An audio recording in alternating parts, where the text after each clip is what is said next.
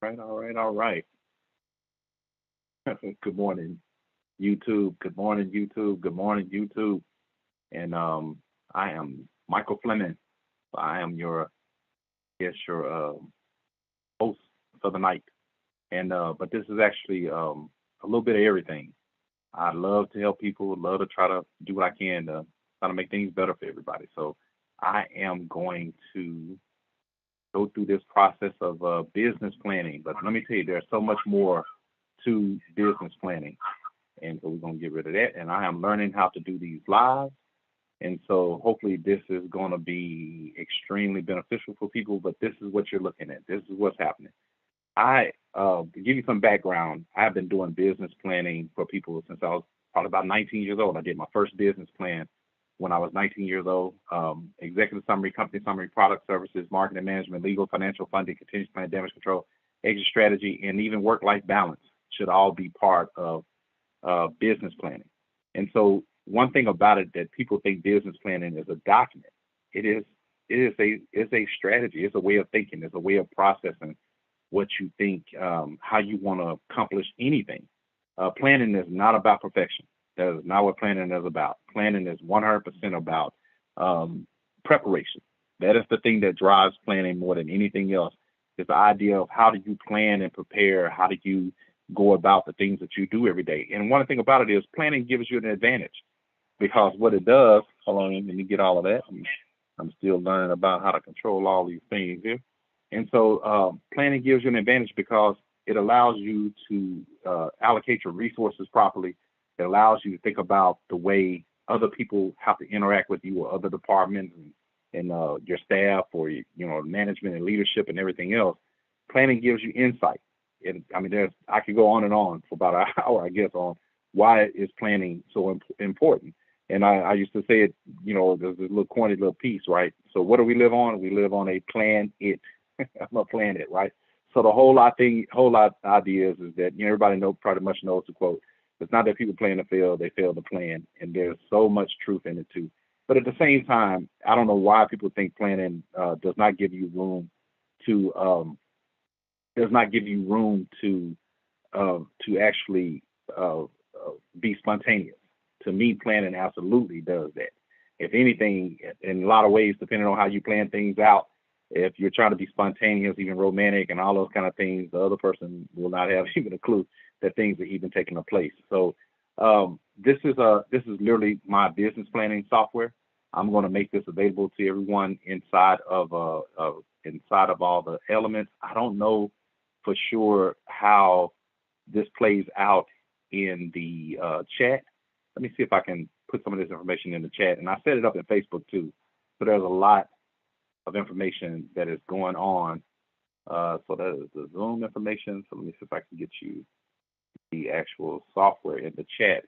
But even later, I'll make sure that this is in the comment area of everything, all the stuff in social media and everything else that we can do. So there it is. I think that works. I think it goes into the actual chat comments as well. So okay, so this is how this works. Um, there are certain elements to business planning, and they're just consistent. And as a matter of fact, how this process even came about was that I, over the years, having done business plans for myself. I did my first business plan for myself when I was about 19 years old, and at that time, obviously, the internet wasn't around, and I went to the library for weeks and studied all the different types of examples and researched and things that they had out there for business planning, and it led me down an amazing just thought process because when you understand business planning, you understand how a business is run. You understand how people make decisions in business. You understand the departments. You understand the interactions, leadership, and management. It broadens your mindset, and especially when you use business planning as a way of listening to people. And we all actually do these things in our personal lives too. We hire and fire people and accommodate people like in a way of customer service in some particular way. It might be nuanced to each person, but it's all there in some particular way. So again, this is my business planning software because over the years I just had so many people ask me to do a business plan for them, and I'll tell some of the great, fantastic stories and stuff over the years of just what this process has done for me personally. But I want to jump right into it because that's enough of me kind of talking about who I, what I, or what why that this comes as a process. And feel free to comment, questions, to contact me, all the different things. I don't particularly take on one-on-one clients and stuff as much. That's what I'm trying to do as much stuff in group settings. I just want to help the most people that I can. So, we'll look into that as well. And I'll give you some more background on that. I'm getting heavy into the federal government contracting. So that's another reason I wanted to start making this particular video as well. So, kind of, I want to, what's interesting is obviously got the past, the present, and the future built into the system. And this is an active software application. It's absolutely free. It's private, it's personal, it's confidential as much as anything that's out there. I'm running it on a virtual private server on GoDaddy, and it's as secure as anything that you would, put out there for it. And so, but I do recommend, because it's technically still testing out some things, I do recommend whatever you type into this, copy and paste it into a Word document as well, just as a backup. Now, I'm being honest and candid about it, because we're forever changing things, improving things as well. So I want to jump into it as far as the overall blue circles here. There's no particular thing about the color scheme that other than just trying to separate the sections.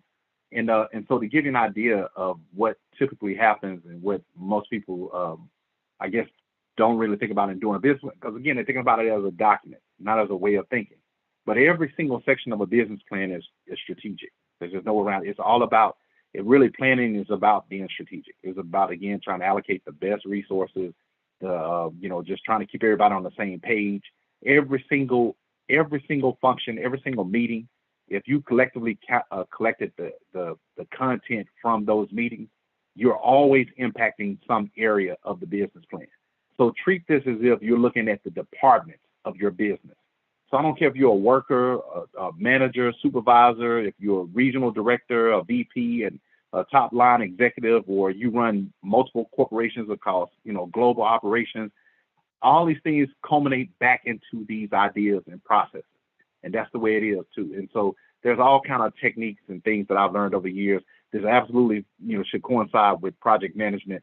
And then I'm genuinely a nerd. I love Microsoft Excel. So there's a spreadsheet format and all that stuff. I'll do that on some other live to be able to talk about how you format this out. But for now, this is what this is intended to do. And again, these are not just static sections. It's intended to be where you can, input in what your thoughts and things are.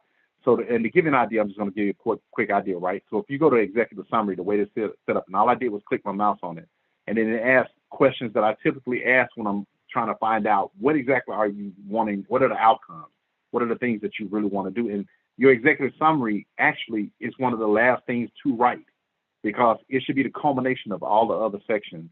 It should be the culmination of all the other sections and, just collectively about, how those other areas work together.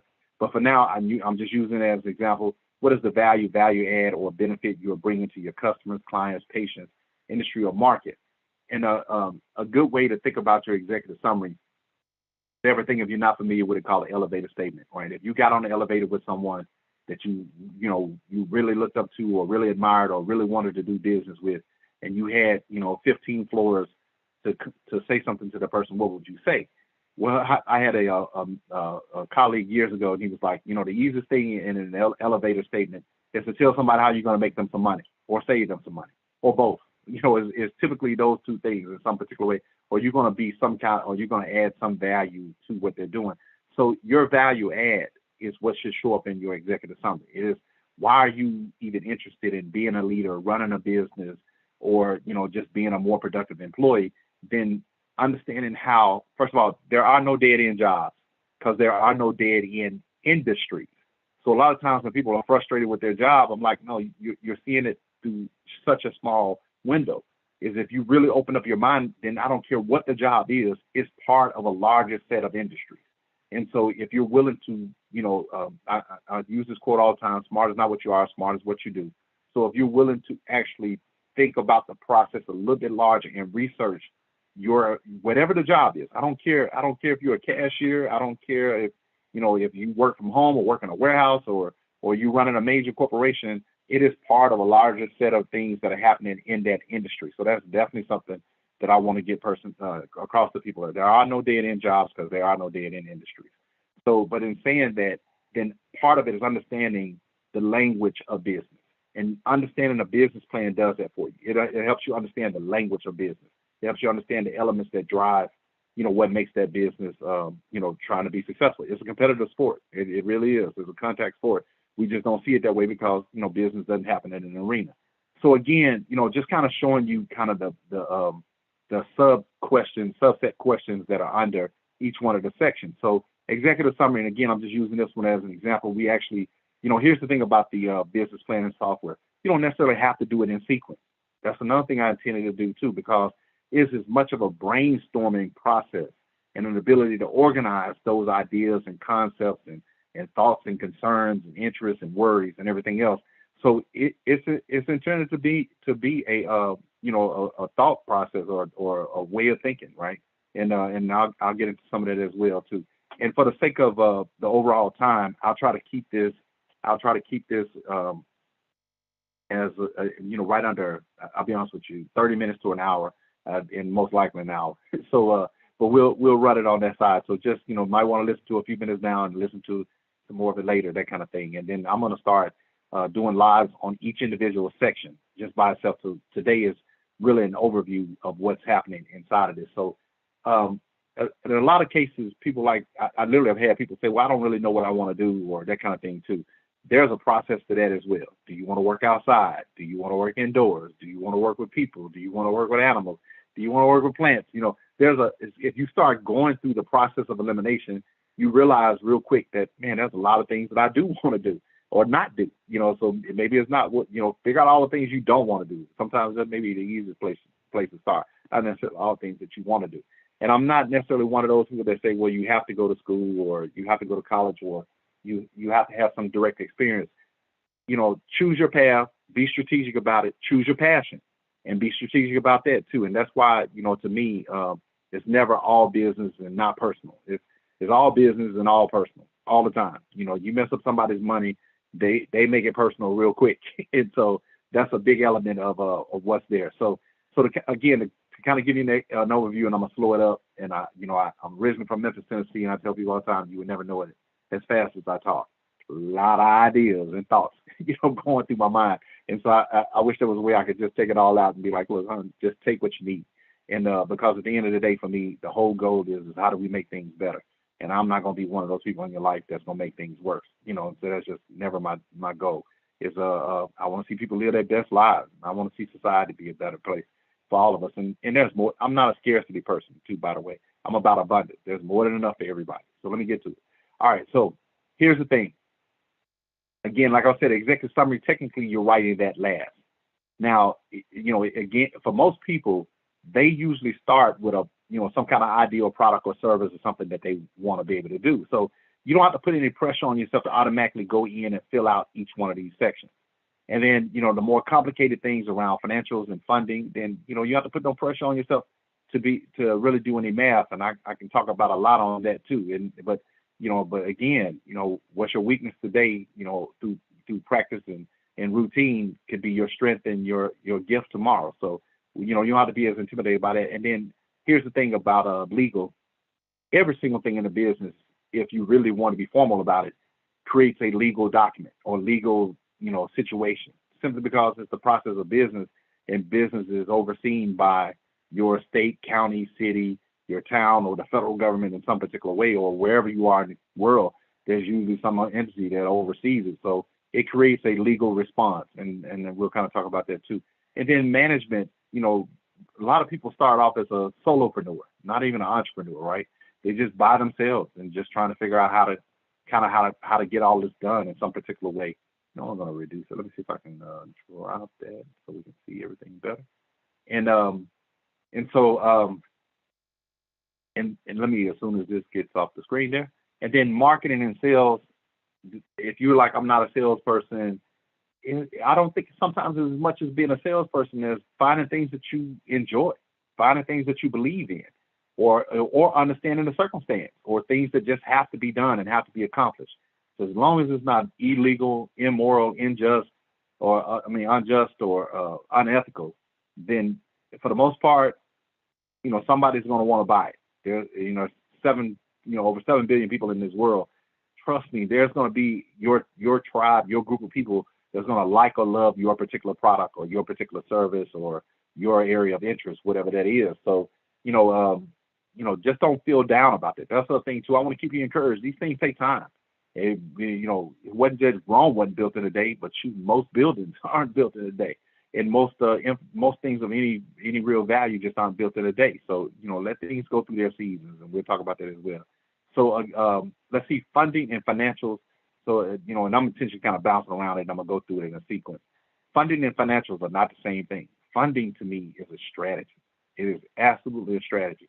Whether you're self-funding, whether you're friends and family, whether you are, seeking investors, and I mean larger investors, angel investors, or VCs, or something even larger than that. It is absolutely a strategic process because you're making a commitment. I mean, whether it's borrowed loan or, like I said, an investment, you're saying that, hey, I'm trying to do the things necessary to pay some people back. And then the financials, contingency planning, financials, every single thing in your company, every single thing in your life, every single thing in your business, we don't like the idea of that. But it's pretty much somebody's pretty much going to try to put a dollar value on it. Now, you may not agree, but sadly, there are businesses, that's all they do. Insurance companies and, risk management companies and all those things, they put a dollar value on every single thing that we transaction in our lives. That doesn't mean that, money by itself is the definitive thing, but we just have to be honest about the fact that money is a byproduct of value. When you present value to something, people willing to pay that. And there's all these great exercises that I've done in workshops and classes and stuff to prove that to people. And then contingency planning. I tell people I'm probably better at that than I am anything else because I'm used to having to do it. And what contingency planning is backup planning.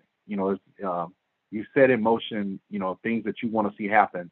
And then there's always something that kind of shifts. You get more information, or you get, or things get removed or replaced, or, it's just, to me, even though this is kind of we're in about the ninth or 10th spot, but the idea is that you've got to be just as good at this, at contingency planning, working your backup plans, being prepared to do backup plans. I generally tell people, yeah, you should have a plan and a B plan and most likely a C plan. But I rarely have found a situation that didn't require the entire alphabet. I mean, literally A through Z. At some point, you're altering it, and there's just, again, so many examples I can get in that. And we actually see this a lot in our lives. The weather changes, plans have to change, especially the last, 2 years, 2.5 years with COVID and everything else going on. You definitely have to be good at contingency planning and adjusting and adapting. I think the easier and faster that people accept the contingency planning of this, there's actually some peace in it. There really is that you learn to set proper expectations, or you learn to adjust and adapt. And then there's a maturity in it. There's a value in it. So, we'll get to contingency planning. And then I intentionally put the personal on here. And I was referencing this earlier. Work-life balance should be part of everything you do. And I mean, that doesn't mean it's 50-50 either. It's rarely 50-50. It's rarely 50-50 on anything. That's actually pretty hard to pull off on just about anything. And so, but the idea of that in your personal life, that, hopefully you find something that you can have a true passion or interest or focus, because sometimes when the passion and interest is not there, you can stay focused on whatever you're trying to accomplish, but enjoy life. I'm dead serious that, be successful at all these other things, but be successful at this one too.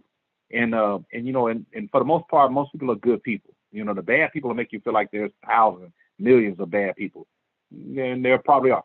And but they're usually, in my life, for all the setbacks and things I've had to do in the contingency planning, most people are decent, good people. And you usually can find something in your personal life that, that you can be part of and enjoy, or not, if you just like your peace and, silence and quiet time.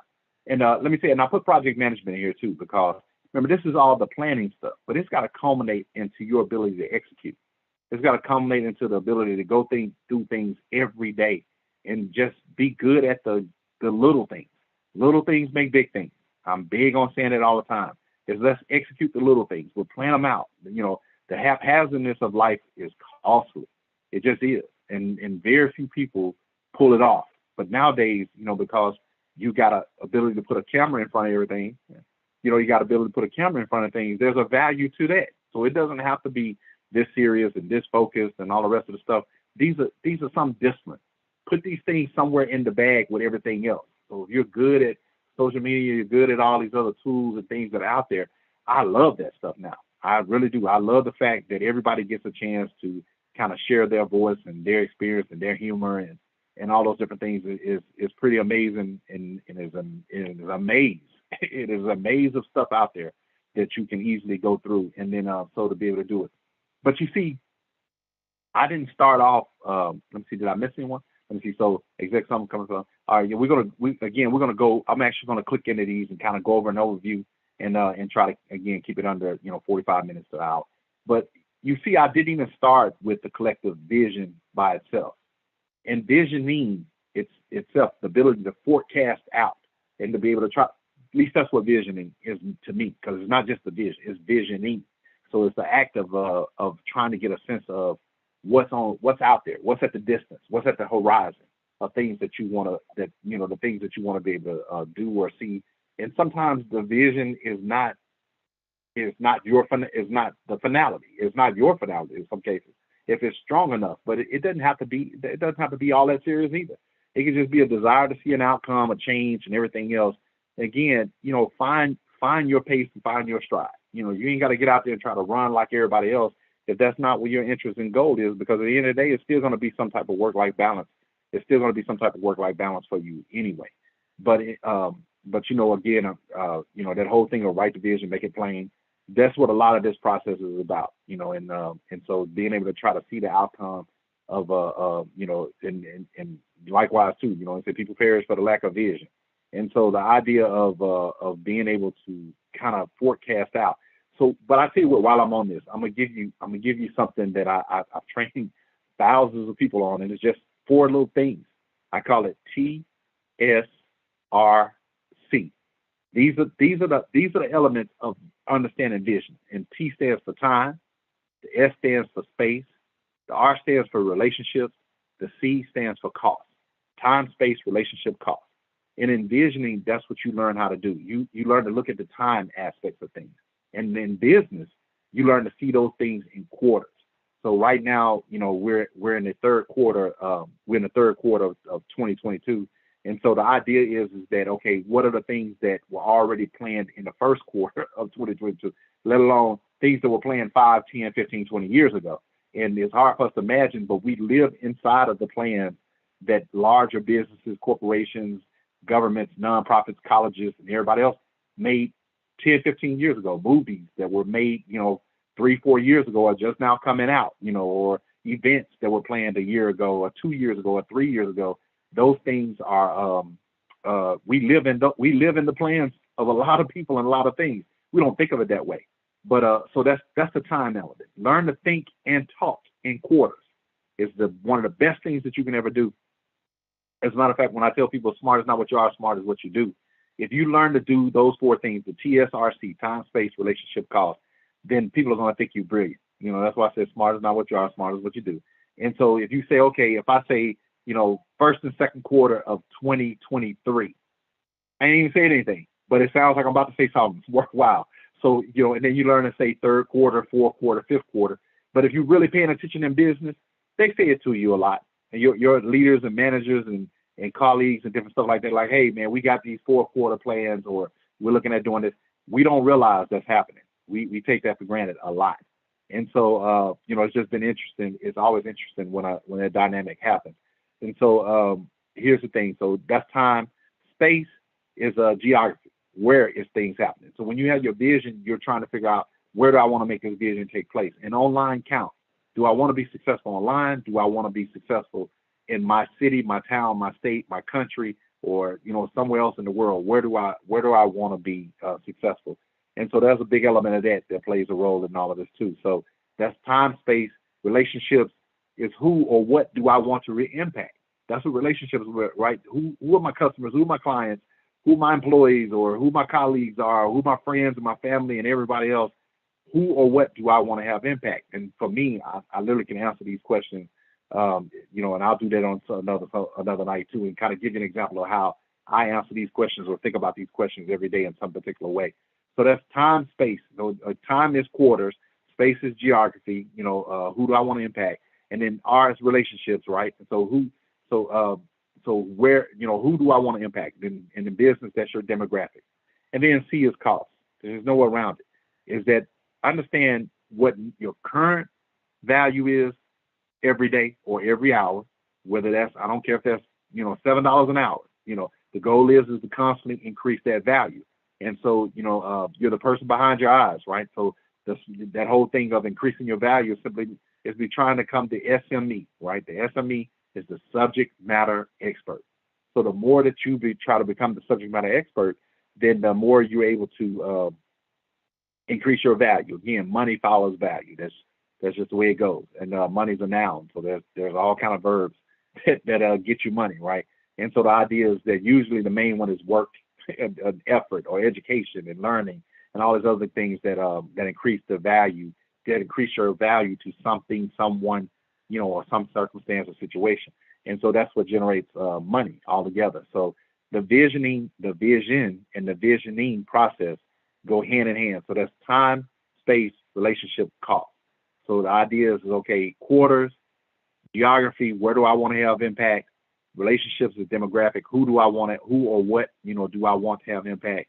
And then cost is, what is the value? What is the actual monetary or financial value to what you're trying to do and accomplish? And there's always one that's there. Now, your current status is not static. Now, as much as these are just, static looking bubbles and everything else, it's just not static. So the only thing I would recommend on that is find some mentors. If you do not have any mentors, or not seeking mentors, or you're not actually, you can have virtual mentors. It's, research people that, find people, companies, entities, government entities, nonprofits, or something that have put out a lot of YouTube videos. We have a website called King Street, where, and so we're looking at, so we put up 1,000 videos. It's KINGSTREETS.com. And so we're putting all these resource sites and everything, and resource information and stuff out there too. But you don't necessarily have to do that. But you can go and take a look at, just various things. Let your curiosity drive you, seriously. And all the things that we're doing, we're gonna have fun with all the social media stuff. But let your curiosity drive you as well. So your current status is really set up a lot based on your current status is again, it changes. There's dynamics that may not look major, but it changes from day to day. Know who you are, learn more about who you are, what your likes, dislikes. Got a whole separate website for that too. And then constantly exploring, seeing what things that, kind of opening your mind to who you are and what you can be. Definitely want to encourage that. And so, but again, there are no dead end jobs, so there are no dead end industries.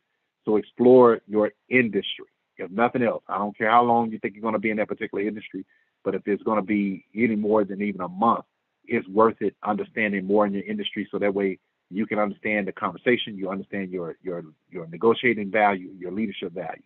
So next is the past, of course. And the thing about the past is, in this part, I know I'm surprised by how many people I meet and they say, well, the past, I don't try to think about the past, I don't try to live in the past. I don't know any real successful person who consistently is successful, who is not learning from their past, or not learning from other people's past, or their understanding that, the past does give you some indication of why things are happening now, or what sets up kind of the arrangement of things that are happening in your life now. It gives you an idea of how to project. It gives you an idea of things that don't work or didn't work. And there's a lot to learn just from that. I tell people all the time, true wisdom is the ability to learn from other people's successes and failures. And so, how could it be true wisdom only to learn from your own? That's pretty much just, internal experiences for you, most of all. But in some cases, why double down on things that other people have consistently and failed at? And then, unless you see a pathway to be successful, but again, you using that as a point of reference. So it's not that you have to live in one of these sections alone. You don't have to live in the past. You don't have to live in where you are now, and you don't have to necessarily live in the future. These things are all kind of, like juggling balls. You're trying to make sure that you're keeping all the balls in the air through the process of it all. So again, just a quick kind of recap of what I'm describing here. This is the active business planning software. When you go in and put in all the content in, All you got to do is hit submit and print your business plan. It's going to print it up. It's going to literally show on a screen like a formal document with each one of the sections with your content in there. I think I may have some content already in some of these, so we'll kind of go through that as well. So again, this is the business planning software. I'm Michael Fleming. Do me a favor, and I'm gonna talk a little bit more, but please, subscribe to my YouTube channel. I'm definitely gonna start putting out a lot of content. Please share this. If you know someone that's even trying to think about kind of what to do next or how things, just trying to figure out what they want to do with their lives. There's a lot of it. And then for people that's trying to advance their career or trying to start a business, then this is intended to kind of give you a structured way to think about how you need to address all the components of this. Even if you're one of those people where you're like, I don't like typing, I'm telling you, it's still worthwhile to go in and look at the set of questions. And don't put any pressure on yourself that you got to, learn all this stuff in a day. I didn't. I definitely didn't. And so, and I'm just trying to keep people from, getting lost in the forest of stuff that goes on. I've gotten used to more and more kind of going through the forest and trying to figure out, where things are. So again, so please like, subscribe, and click on the little bell because I'm really going to start putting out a lot of different content in a lot of different sections. And I'm intentionally pausing right here. If you just wanted the overview, this is all you need for the most part. And again, I'll put the links and stuff and everything. You can find me on Facebook. I got a public profile. I got a profile called Michael Fleming, always trying to help. Literally, that's what it says, Michael Fleming, always trying to help. I'm going to start putting a lot of the, overall kind of career business, life coaching, executive coaching, management, the government contract and stuff. I'm going to start putting a lot of that stuff on there. I'm trying to get used to all the Instagram, Twitter stuff and everything else. But for the most part, I'm really going to load up a lot of content on YouTube. And so feel free to hit me with things. I'm going to learn and do stuff better with this process, learn editing and all that good stuff too. And seeking out, I'm doing the same thing I'm telling y'all. I'm reaching out to try to, understand all I'm learning. That's, I guess that's the easiest way. So I'm going to pause right there for a quick second, and I mean a quick second. And then I'm going to start going through each one of the sections. And so, and I'll start breaking these up into smaller things. But for now, I'm just going to go through each one. All right. So, okay. So I'm going to take a quick little drink here of water.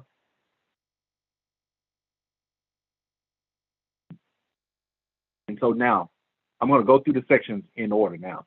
And again, I started talking about the executive summary, but for the most part, it is the summary of the other sections. And for the sake of the document, you don't have to condense none of this down. You can have a draft. The system is set up to let you do as many of these business plans that you want to do. So you don't have to stress or pressure yourself. You can have as many drafts of this as you want. And you can copy and paste the questions into Microsoft Word and fill them out in Word if you don't want to do them on here. I'm okay with it either way, whatever helps. And so what is the value add and or benefit you're bringing to your customers, clients, patients, industry and or market? To save your data, please click on submit and print. That was what I was saying earlier. So again, just brainstorm. It doesn't have to be anything formal right now. You can always change it out. And again, when you finish this, go ahead and copy both what you put in the questions and copy the content. I was just putting it into some type of a Word document file or a Google Docs or whatever you use. But definitely copy and paste it as a backup because we're still making changes. All right, so what is it that makes you different? That's what they call your differentiator. And it doesn't mean that you're extremely different. It just means that, hey, you're willing to work hard. You're willing to work harder than most people, or that you're creative, or you're persistent, or you're innovative, or what is it that makes you different? You just see things in a different way, in a different perspective, or you're willing to be competitive, again, the list can be as long as you want to make it. This section is your elevator statement. Remember, that's what I was saying earlier about your elevator statement is if you ride in an elevator with someone you wanted to always talk to, what would you say, 15 going up 15 floors and 15, 30 floors. So, and typically make some money, save some money, or just speed up or slow down, whatever you think that person's objectives are, they're trying to accomplish every day. It's usually not about you, but about what you can do for them is what it comes down to. And that's fair because they usually are very successful. They had a lot of success. They're getting pitched to all the time. That's the other thing too. Most people who you probably really would love to have a conversation with, a lot of other people want to have a conversation with them. So, there's no reason to be anything but humble and try to extend, that conversation with somebody. And then hopefully, and if that's the other thing too, they may not talk to you again one on one. If they like what you're talking about, they're probably going to send you to someone to start the process or tell you to get in touch with someone. Or they're going to make a recommendation or suggestion. Usually those people don't mind taking that time because they know they're not, they're not going to have to deal with you after the elevator. And that's real. That's fair. And until they don't know how you're going to prove yourself yet. So again, you don't have to be as serious or feel like be overwhelmed by the possibility of being prepared to, and you can just put bullet points of thoughts. Again, it doesn't have to be an actual document. What can you do for those who can help you? And that's a fair thing to do too. I mean, if other people are going to work on your behalf or work with you, then your ability to say that, look, I'm going to be, I'm going to reciprocate the value, or being able to, you have an opportunity here to talk about your leadership skills and your management skills and executive skills, and being able to say what is your return on investment if you're, or increase profits, reduce costs, increase productivity, efficiency, capture more of the market, connect to more clients. In other words, again, why are you going to be a benefit? Why are you putting this plan together? What is this is part of describing what is the outcome. And so typically in business plans, you will see the executive summary first. And there's obviously multiple ways. You don't necessarily have to do this last. You can do it first if you kind of clear in thought of what some things you really know you want to do and have an outcome of doing. Company summary. Here's the thing, a lot of times I think people put a lot of pressure on themselves thinking that their past experience really sets them up. But in most cases, it's that person's tenacity about things, whether they're just willing to grind it out. And so it's not so much whether you have a long history sometimes, and that definitely helps. But sometimes it's, just, really wanting to stay focused and again, kind of making sure that you understand that it's a process. It's a marathon more often than a sprint. What's your company's name? If you don't really have one now, put a few of them in there, but if you do have one, straight up put that in there for your personal company, I guess. But if it's for your collective business or department, then you can substitute those things in. What's the company structure? Are you going to be a for-profit, non-profit, an LLC, an INC, a sole proprietor, et cetera? Then, again, for now, if you have never done anything in this process before, then, list a couple of them and then research them and find out what's the difference between those. And in most cases, your Secretary of State's office can walk you through what the value of one of those or the other is. I will do some other classes on that. Who are the owners, leaders, managers, and executives? So, if you're the 100% owner, then that's fine for now. But again, you can make this document, keep it private, or, it's private on our side. And so, you can make it like a wish list for now, or just put in the positions or the title. Company vision, mission, goals, dreams, and objectives. Even though we have the vision section, this should coincide with that. What you want to do, what you want to do in that side as well. So company vision, mission, goals, and dreams and objectives. All right, that's there. What is the company status and history? Why was the company started? And then I know that coincides with the past as well. How did the company get started? Company timeline, challenges, and accomplishments. Whatever those things mean to you, you don't have to worry about trying to figure out what did I mean by them. If the moment, whatever they mean by it, you mean those things to you, then that's what you're writing in here, because you're technically doing a big brain dump, right? Company location. Is there only one location? Work from home business, online business, those kind of things. All those things can be put in there as well. And like I said, once you input the information in and you close out, you don't necessarily have to save anything. It automatically saves the information in there. But again, I would recommend copying and pasting the information out of here into Word as well, just as a backup. Again, we're always making changes. So that's the company summary. Products and services. List and describe your products. If you have an online business and you're an affiliate business owner, that's even good too. If you know what are your top line products, or what are you expecting to be your top line products. If you have more than one product, if you only have one product, then try to put that in there. And if you already have some type of description, try to put as much a description. In most cases, I'm doing this on my laptop and I'm doing this online. But if you're using your cell phone or you have a voice system, you can talk and type. Talk and type will put this information in. For your products and services, do you have any certification, awards for them in your, that you gotten the product certified by or service certified by? Put those things in there. Um, and in a lot of cases, depending on the industry, you definitely have to have those collaborations, products and services. As far as now, here in the collaborations, this is whether you're partnering with other companies, partnering with the manufacturers, or just so you see both the collaborations and partnerships. Just kind of try to break them out if they exist. You do not have to worry about trying to fill in all these sections. You don't. But if you really think about it, these are areas and departments in every business. And just as the main blue headings are as well, who handles products and services, who handles all the areas of the company. So who's the person that's doing that kind of talks about the strength of the company itself. All right, so marketing and sales. Describe your current marketing strategies in your market, industry, social media, branding, public relations.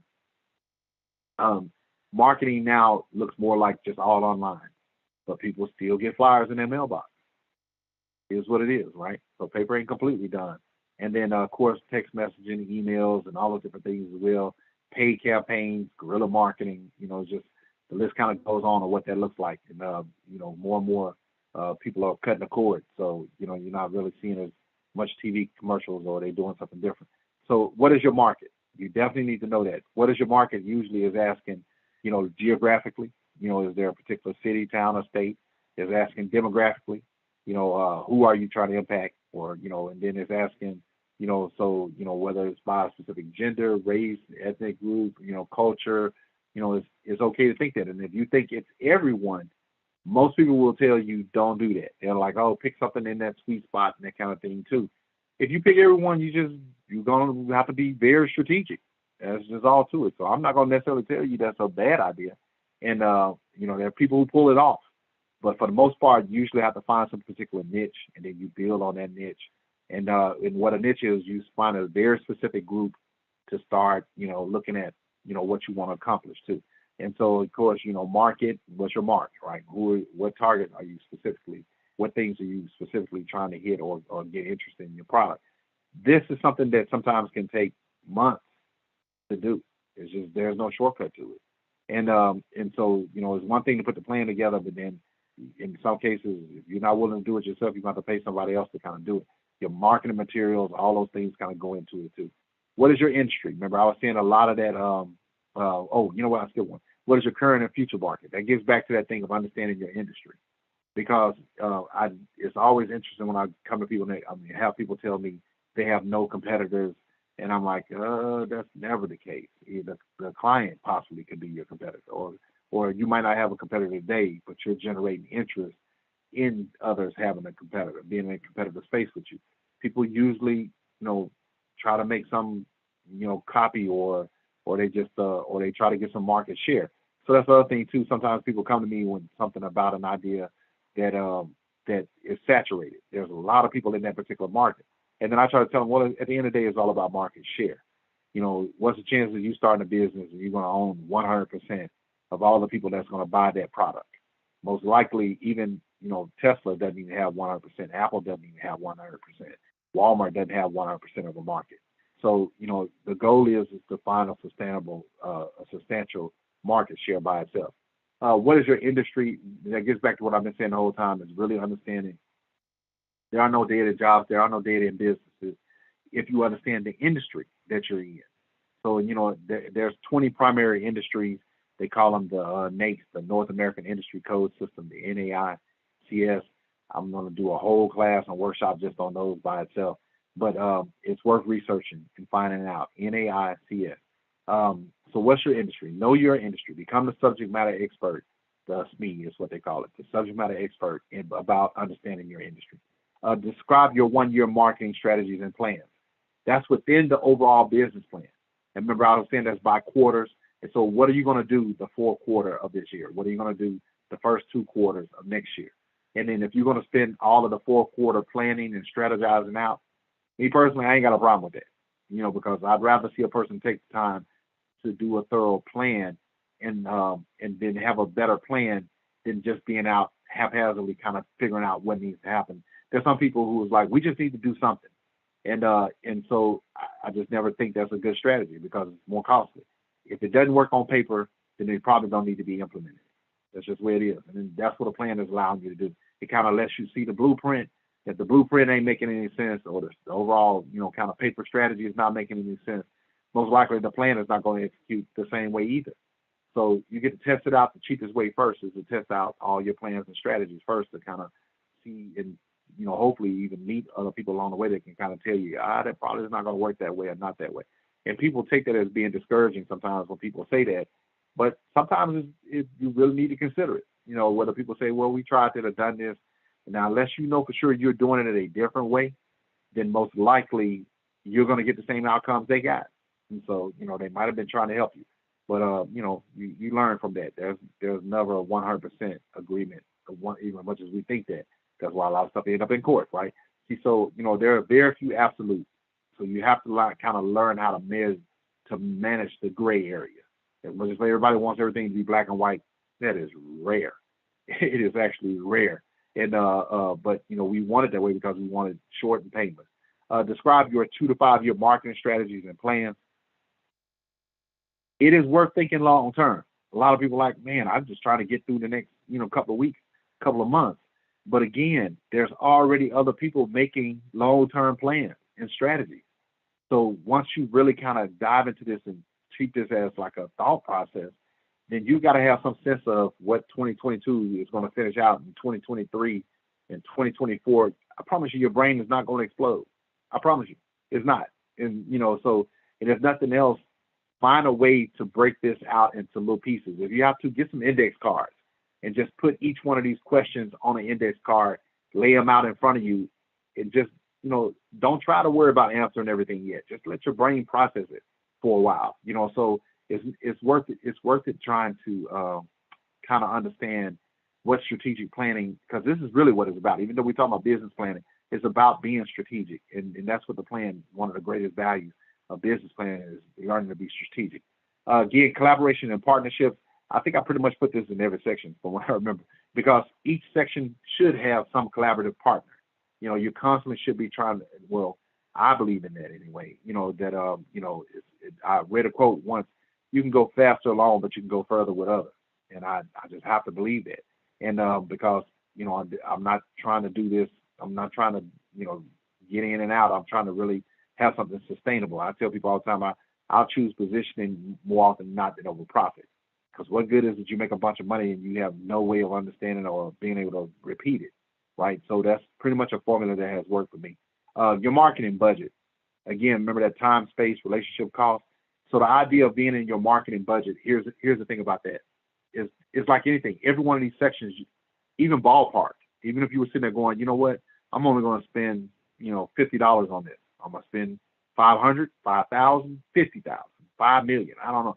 So, 500. So the idea is that have some sense of what that cost is going to be. And whether if you're going to do guerrilla marketing or, where you trying to do all of the work by yourself, and I do a lot of that actually. But if you do a lot of, then account for your time in your mind. Have some sense of how many hours did I spend on what it's costing these things. And then am I getting the results that I want? And so that's a lot of what I'm learning. I'm still always learning about that. So what's your marketing budget? What's your marketing budget, per month, per quarter, what you think is going to be per year.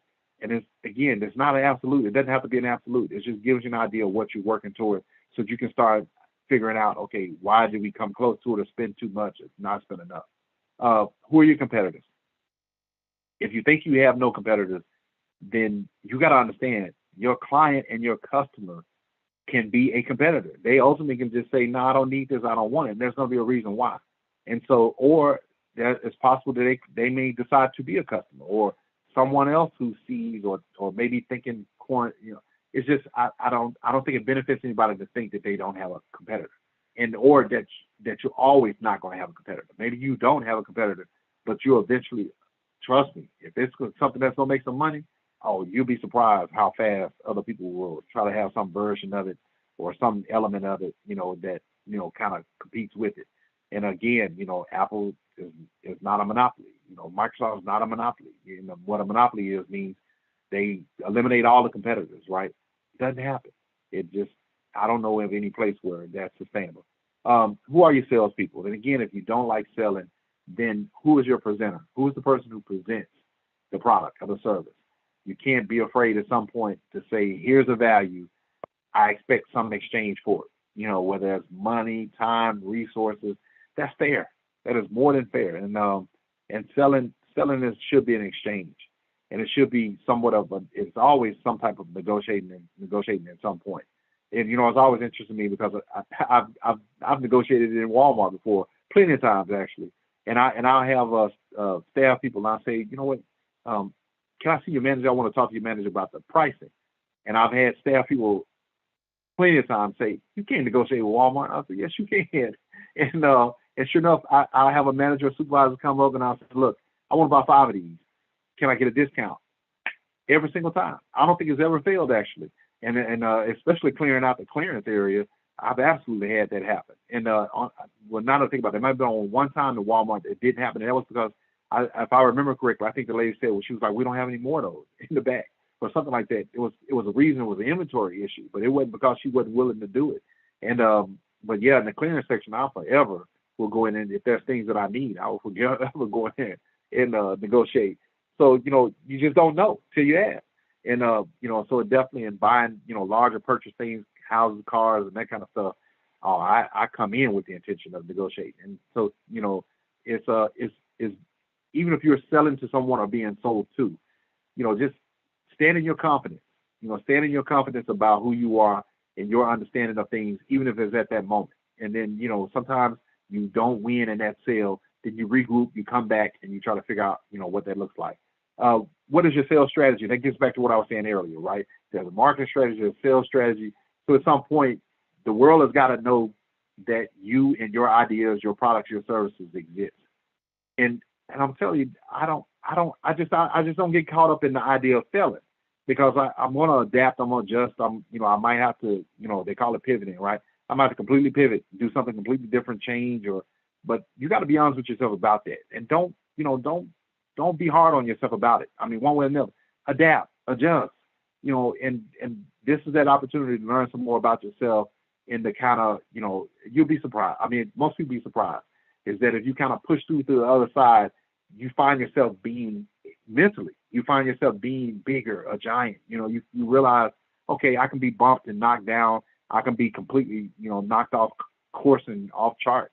And your brain just naturally is going to try to find a way. Give yourself some time. Again, I just no way around it. Time usually heals a lot of things. So again, I know a lot of people struggle with the sales thing, but if you feel like you're not good at sales, then watch a lot of sales videos and resources, and find sales mentors, or find sales people and sales staff, or something like that. If you're good at the product development, find somebody who loves to sell the product. Sales cycles. The next question: how long are your sales cycles? So the sales cycle, the thing that I try to get everybody to understand about the sales cycle is that there's no way around it. Everything has a sales cycle. From the time that you try to get people to buy the idea, how long is it before they buy the idea, the product, or the service, right? There's no way around it. There's no shortcut. I don't know. I sold some software. I was selling a lot of software in 2021, and there was everything I was doing. It seemed like it had a minimum of a 3-month sales cycle from the time that I talked to people about it to the time that we actually developed it. And I'm saying three months was probably the minimum. There was one that definitely took 9 months. The client kept saying they were interested. I had to keep going back. And so, there was definitely a time that I was like, man, are they stringing me along? Nope, they closed. They absolutely closed. And some things, too, some things the sales were going along like they should, and I deviated. I was like, oh, I got something else, I need to go out and do. So again, you have to have a sense in your head of how long is it taking me to get someone to buy my product, my service, or to be interested in you, or that kind of thing. There's a sales cycle. So that's what that means, really. The cycle means how long did it take? How long does it take for you to close somebody? And what is your sales percentages? And I'm going to tell you, pricing, learning to price something out is just as much of an art as it is a science. So there's no uniform set formula you got to find. You got to have some sense of putting a price above whatever your cost is. Your time is your cost. So even a person's like, oh, I was using free stuff. Your time is a cost. That's fair. I used to have friends who say it all the time, but I haven't said it in a while. He said, fair, what was it? fair exchange, no robbery. I think is how she used to say it. So you know who you are if you listen to this. That's your quote. And so, but the idea of fair exchange, no robbery. You got to have some sense of, again, what your profit margin above the things that you're doing, and this is where the math thing comes into play. But again, it's just there's a discipline of things that you want to do. What is your customer service process? I'm always going to come back to that. Planning really is about that. That's really what planning is. Processes are the recipe. If you make a good cake and you want to make a lot of those cakes, at some point you gotta have that recipe.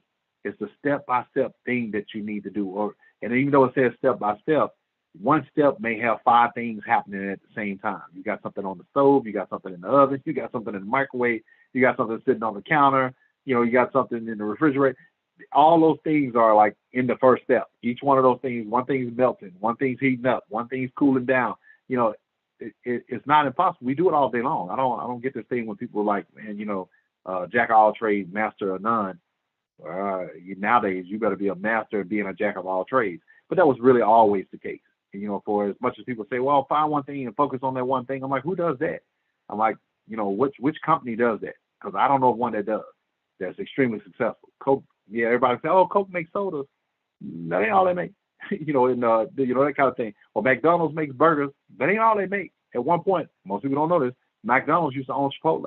People don't know. See, so the idea of, what happens now, of course, they divested it off. But either way, you learn to kind of, find a balance between you and your customers, your clients, your patients, or, whatever's happening between. So those are elements of what is your customer service process. I tell you what, I'm going to speed it up because, like I said, I wanted to try to keep this short. But the management side, who are the owners, leadership, management of the business, put a brief bio of them here. You don't necessarily have to put a full bio. Just put their name and stuff in there. But again, the more, I will say this, because I hadn't said it this way, the more content and stuff that you put in here, then obviously the more robust your process is going, your business plan is going to be. You see, I keep mixing the word process and planning and strategy. How many employees do you currently have? Don't feel bad if it's just you. So you're the employee. So you should have at least one person in there. So, but how many, it could be per department, that kind of thing too. What is the history of the owners? This is your time to shine. Tell your story. There's nothing wrong with that. If your story is not as good as what you envision for yourself what's next, don't worry about it. It's going to be. So when you do this again next year, you're going to have more to add to your story. Watching this video, it's like, hey, I got inspired. So check out the next page. What leadership or management is still needed? Again, I don't have, for me personally, I don't want to do anything by myself. I really don't. I'd rather work as a team, collaborate, and all these different things. It just seems to always have more value. That may have come from, being an athlete or, all my life, that kind of stuff. And however, you just learn that you understand that the collaboration process is worthwhile. The teaming process is worthwhile. It is, good and bad, happy and sad, moments and all of that. And so, and trust me, I've had horror stories and I've had some of the best moments of my life collaborate. What departments, if any, do you have or need? If it's you by yourself, you're still managing the financial department. You're still managing the invoices, receipts. You're still managing HR. You're still managing clients and customers and customer service and follow-up in tech. Those departments don't change. You pretty much can research or Google, departments of a business. I actually have a list somewhere. I'll do a class on that. And of all the different departments, the normal departments that are in there. But this could be your wish list if you don't have them. Do you have a management leadership partnership that impact the business? Again, that goes back to what I was talking about. Is being a collaborative spirit. Sadly, I had one of my best partners, best friends. I've just been fortunate to have some good friends in my life, and so the idea of they have this thing called key man insurance or key person insurance, so it's worth having. It just is, and I didn't have it, and so they have things to try to cover your business partner. My business partner died a couple of years back, and so just fantastic brother, but it definitely was a setback. But we still needed somebody in that position. So there's just no way around it. That leadership management position, life goes on. It's never the same, but life goes on. And do you have a board of directors? You don't necessarily have to have a board of directors. I treat people as informal board members for the most part. And I have a for-profit and a nonprofit. So the nonprofit definitely, but the for-profit you don't necessarily have to have board members. If so, name them here in the short bio. Do you have investors? I absolutely have had investors, and I've got both good and bad stories on that. Need to do a live on that. If they wish to be named, name them here. Do you have operations, policies, and procedures? Technically, when you do this business plan, you're starting that process of having, and policies, procedures is just the desire to want to have a step-by-step guide. And that's about, if you're truly trying to grow your business, you're going to have these things inside of your business as well. Do you have an operations guide? Do you have current technology? What are your technology needs? And that changes a lot. If it applies, are you industry compliant? And that gets back to what I was saying in the other section about making sure that you have your certifications and awards and different stuff like that. Do you have a staff? That kind of leans back to some of the stuff that was there. How to provide customer support? That's supposed to say how to use this. I gotta make a change. How do you provide customer support? So and just making sure that you do what you can to follow up with people. I'm one of those people that if I tell you I'm going to do something and I can't get around to it, I'm not going to lie to you. I'm going to tell you point blank what happened, or I forgot, or something else. There's no point in it. I don't ever think that I have bad intentions, so I try to get to people as I can. So again, that's there. I see legal. Let me do that real quick. What is your corporate structure? We talked about that. LLC. So check with your Secretary of State. Do you have a legal counsel, an attorney, a lawyer, somebody that you can call on? It's expensive. I'm just gonna tell you. For the most part, it just is. So I've been fortunate. I've got colleagues and friends and different people that I can call at times, but still is expensive, and I never expected it for free.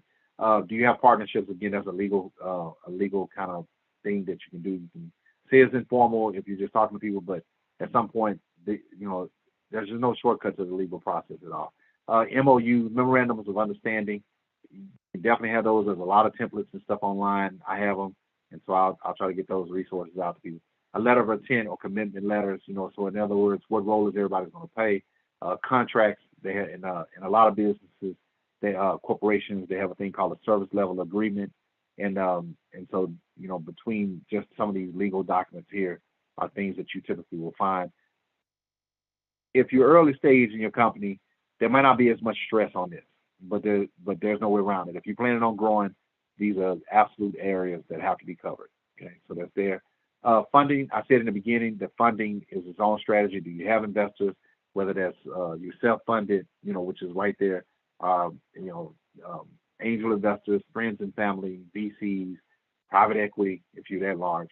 Are you trying to raise more money? If so, how much? Do you have an investor package? They have a thing called the PPM. It's a private placement memorandum. And so there's no shortcut to that. If so, you can copy it here. Was the company self-funded? I think we kind of asked that twice. So yeah, so again, that's why I said we're making a lot of updates and changes. I want to set proper expectations. So yeah, that's in there too. Let's see, financials. All these things that we covered so far all generate some kind of, financial document or statement. And there's just no shortcut to this. I mean, again, if you don't like Microsoft Excel, you don't have some kind of software application or something like that, but you got to be able to keep up with your expenses. You got to be able to keep up with your costs, your revenue, your invoices, your billable time and hours and that kind of thing. And I don't know a shortcut to this. It's just one of those things that if right now you rate yourself on a scale of 1 to 10 and on your financial ability, and you say I'm a 1 through 3, then and let me tell you, this is an extremely sensitive area. So even if you bring on someone, you want to learn from that person. You absolutely want to learn from that person. And so there's no, again, shortcut to this section. Your deliverables and your chart of account, your what is the chart account? Your book. Oh man, why am I drawing a blank? But so there's just no shortcut to this. You absolutely want mentors in this area. So that's very rough. Do you have a budget? Again, you can start off ballparking and kind of just giving yourself a general idea of what you want to do as far as how much money you're going to spend and what it's going to take. And you're going to do it section by section. Again, that's what I was saying earlier. How much is your marketing budget? How much is your sales budget?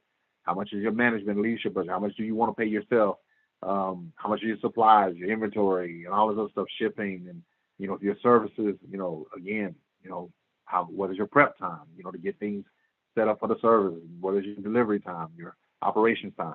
All that stuff converts over into money.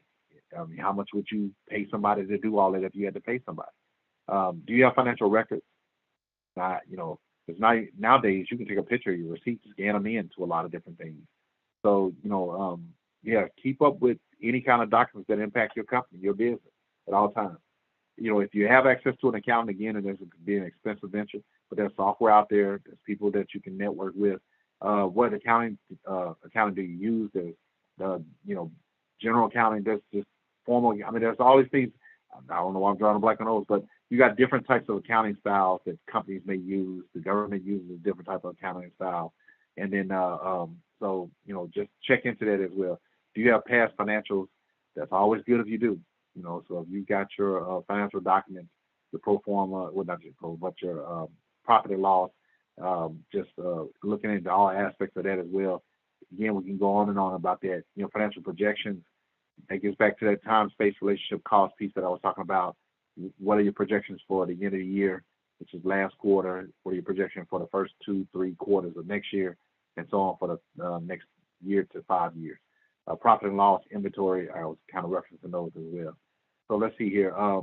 Contingency planning, backup plans. If all else fails, make another plan. For everything, backup plans for yourself, your partners. Selling the company, most people are like, I would never sell my company. I'm like, yeah, if somebody offer you $1 billion, I think you would. And at least most people would. And so, it's called an exit strategy too. So it's all relative. Even if you don't see yourself ever selling your company, you still want to make sure it's a profitable company. What are your plans for damage control, natural disasters, death of a key owner or partner, key man insurance, as I was referencing before. Do you personally have insurance? Do you have debt, loans, credit cards? What kind of, can help you in case there's an emergency, so something comes up. Personal, remember I said from the beginning, business is always personal. I don't know what people say is not personal. I don't know. You mess up somebody's money or, resources or their goals and attempts and dreams and everything else, trust me, it gets real personal. So you want to be aware of that. Be sensitive to the fact of how your life can impact other people's lives. What are your work-life balance plans and strategies for you and your employees? I know people work for themselves and they never really take a break. And some people would say that about me, but I love what I do, so I never feel like I need to take a break. And so, but definitely, vacation times and spending time with your family, you make time for that. There's no way around it. There's no point in stressing yourself over this, and definitely no point of, putting your health at risk for it. Just, be aware of that. I encourage work-life balance. It doesn't mean 50-50. It may be 90-10 in the beginning, and you slowly work to 80-20 and 70-30 or 60, I don't know about 60-40, but at least 70-30 and somewhere along that line. So kind of, give yourself credit for making progress, and little things make big things, and little things are important. So the progress that you can make over that time period is worth it. And again, once you've kind of done all these things in the blue section, then it's going to get down to project management. It's going to be are the current projects you're working on, listening to what are some projects you are pursuing. So, and that should be a whole class just by itself. Current, past, visioning. I think I kind of covered what are your long-term goals, vision, wishes, and dreams. To save your data, please click or submit and print. That's what are your immediate short-term, 1-year goals? What good is all of this if you're not able to, kind of do this stuff in the future? And or take care of the present, take care of the immediate things that you need. And then the current status. What's today's status of your business? To save your data, please click on submit and print. Status of your market. What is the status of your industry? How many customers, clients, and patients do you have? Are you profitable, struggling, growing, declining? You got to be honest about where you are in your business. I mean, I think the faster that we're honest with ourselves and realistic, or give ourselves a realistic evaluation, the better our plans and better our next steps will be, whether that's deciding to do something different or to keep moving forward. So just, a regrouping altogether. So that's just in there. And then the past, of course, I was talking about that. What was the motivation for your business? What was the story of your business? What's the timeline? How many customer clients? Most people don't really probably want to hear a lot of this. Some people do. because they like the idea. What's the story behind it? What was the motivation? This is part of them wanting to get to know you. So this is the makeup of the business planning software. And let me see how I'm doing. So we're just over an hour, right at an hour, I think. So I talked through it very fast. Stop the tape video at different points. Go into the software. Again, I'm gonna put the link into the comments area, but it's businessplan1.compassaimsolutions.com. I'm Michael Fleming, and I'm the CEO and founder of Compass Aim Global Management. I am a service-disabled veteran-owned small business in the federal government space. I'm primarily a management consultant, and I do a process called vision mapping. This is part of that vision mapping process. Please check out all my videos and things that I'm going to be posting. Let me know either way. And like I said earlier, please subscribe, like, share, hit the bell right below over here on the side, I think. And I'm going to learn to do it. We'd love to collaborate, partner with you, and I'll do what I can to help, and then everywhere that I can. Check me out on Facebook, Instagram, all those things, and LinkedIn as well, too. I'm starting to do a lot of stuff on LinkedIn. Want to thank you for your time. Absolutely want to wish you the best. Hopefully this helps, and look forward to seeing you at the top. I don't think that's my quote, that's somebody else. But that's absolutely true, though. I want to see you at your best. Take care. Thank you.